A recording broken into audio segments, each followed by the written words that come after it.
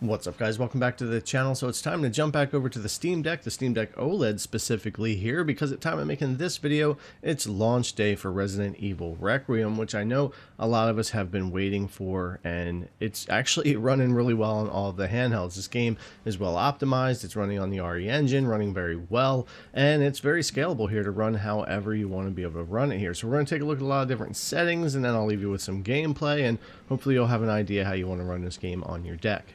Now there's a lot of preset options and things here. I'm going to use hair strands on most of the time, but we're going to take a look at that. There are graphics quality options for upscaling, graphics, lighting, and shadow presets. 3 different presets you can use.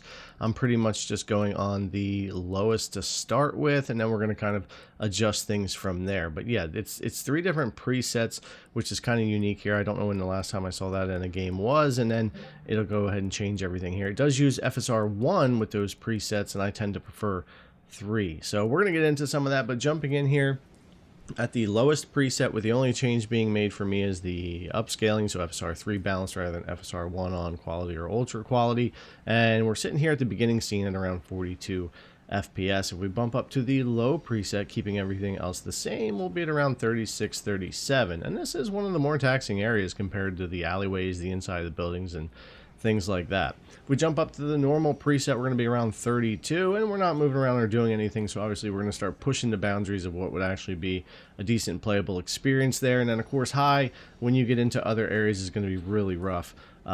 Inside buildings would be fine, but any of the outside areas when there's a lot going on could get a little rough there, but it gives an idea kind of in that place how things are running in general. Now if I go in here and make a few changes, keeping this to a custom lowest, and I just want to tick on my screen space reflections and ambient occlusion and keep my FSR 3 balanced, you could adjust that to quality or ultra quality if you wanted to and lose a few FPS here and there. But that's pretty much what I would stick here when I'm saying custom lowest. Is the lowest preset with turning SSR and ambient occlusion on, and then keeping my FSR 3 balance, which only loses a couple FPS over just the lowest preset. But the point is, there is a lot of scalability here to adjust, and when you get into other areas of the game, I've been all the way up to 120 FPS with these settings.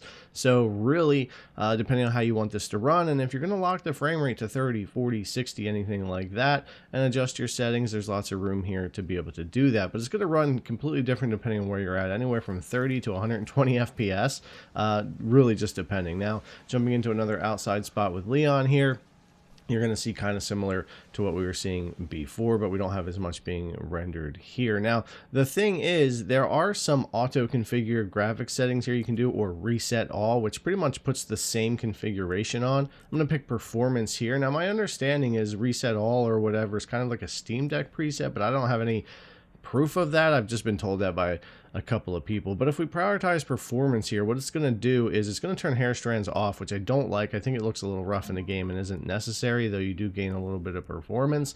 And then it's going to put low for graphics quality, high for upscaling quality, and low low for the lighting and shadow. And it's going to put some normal textures, some high filtering, and some other things here that will affect performance and bring it down in certain areas. But this is what it comes up with if you do reset all or auto configure.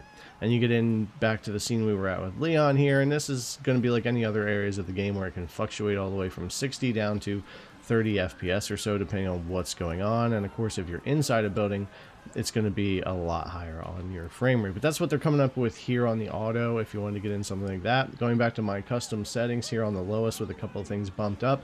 Better frame times, a little smoother, and I didn't have as many issues in other areas of the game that I'm getting into, but similar on the FPS side here. So I think this gives you a general idea of how things are running and what you might want to be able to do with your settings. It's very scalable, very optimized, and running great here on the Steam Deck. I mean, depending on where you're at, you can get very high FPS, or if you want to bump up those settings as I've shown, you can come down a little bit. But if you want to run a locked 30, 40, 45 to 60, it looks like you could do that in a lot of areas as well. But anyways, guys, I'm going to leave you with some gameplay to check out some more performance without me talking. It was kind of a long-winded one, but they've got a lot going on here with the settings, and it's running really great and very scalable for the devices. Alright guys, thanks a lot for coming to check out the video. Enjoy the rest of the gameplay and performance, and I'll see you in the next one.